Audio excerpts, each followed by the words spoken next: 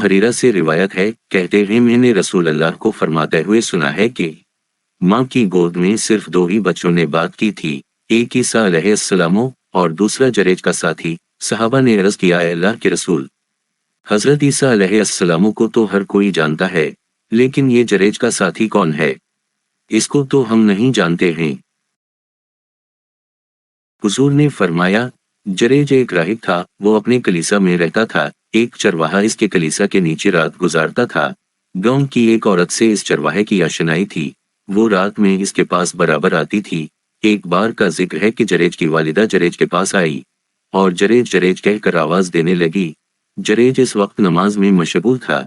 इसने अपने दिल में कहा, वालिदा की पुकार का जवाब दूं या नमाज पूरी कर लूं।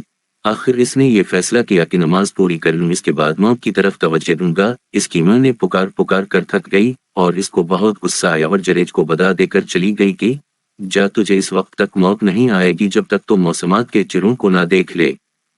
कुछ महीनों के बाद वही चरवाहे वाली औरत एक नौमौलूद बच्चे के साथ बादशाह के दरबार में हाजिर की गई।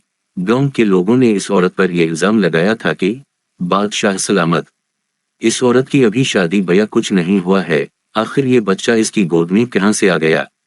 बादशाह ने इस औरत से पूछा, ये किसका बच्चा है? औरत ने जवाब दिया, ये जरेज का बच्चा है। बादशाह ने इस्तिफसार किया, क्या वही कलीसा वाला?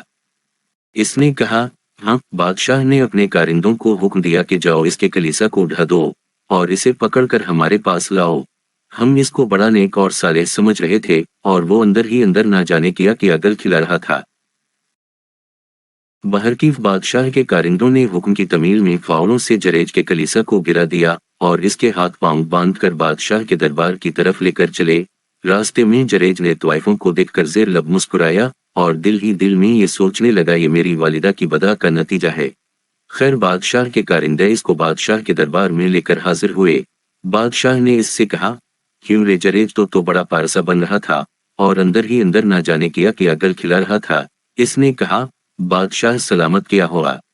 बादशाह ने कहा, भोले ना बनो, क्या तुम इस औरत को नहीं जानते और ये तुम्हारे बारे में क्या कह रही है?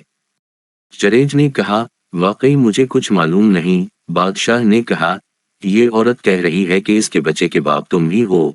इतना सुनना था कि जरेज का सर शर्म से झुक गया। खैर इसको अपने खुदा पर पूरा भरोसा था कि वो इसे इस तहमत और इल्जाम से बुरी कर देगा। जरेज ने कहा, वो बच्चा कहाँ है? बादशाह ने कहा, यही जो इसकी गोद में है। जरेज दिल ही दिल में दुआ करते हुए इस बच्चे से मुखातब हुआ कि प्यारे बच्चे, जरा बताओ तुम्हारा बाप कौन है? जरेज की इस हरकत पर लोग हंसने लगे कि कहीं तो पागल तो नहीं हो गया है, भला एक नौज़ादा बच्चा जो बिल्कुल ना समझ है और बोलना भी नहीं जानता, वो ये कैसे बताएगा कि इसका बाप कौन है? लेकिन अल्लाह ने इस बच्चे को गोयाई अता की और इसने बता दिया कि मेरा बाप वही चरवाहा है जिससे ये औरत रात में छप छप कर मिलती थी। बच्चे के जवाब से पूरा मजमा दिन रह गया और सब सर शर्म से झुक गया और सब ने यकीन कर लिया कि जरेज निर्दोष है। सारी कारस्तानी उसी औरत की है और बादशाह भी अपने फेल पर बहुत नादिम हुआ। जरेज के हाथ पांव को रस्सियों से खलवाया और कहने लगा कि अनजाने में मुझसे बहुत बड़ी गलती हो गई है, तुम्हारे कलीसा को गरू कर मैंने बहुत बड़ा पाप किया है।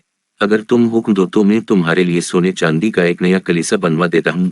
जरेज ने कहा, इसकी कोई जरूरत नहीं, बस मेरा कलीसा वैसे ही बना दो जैसे था।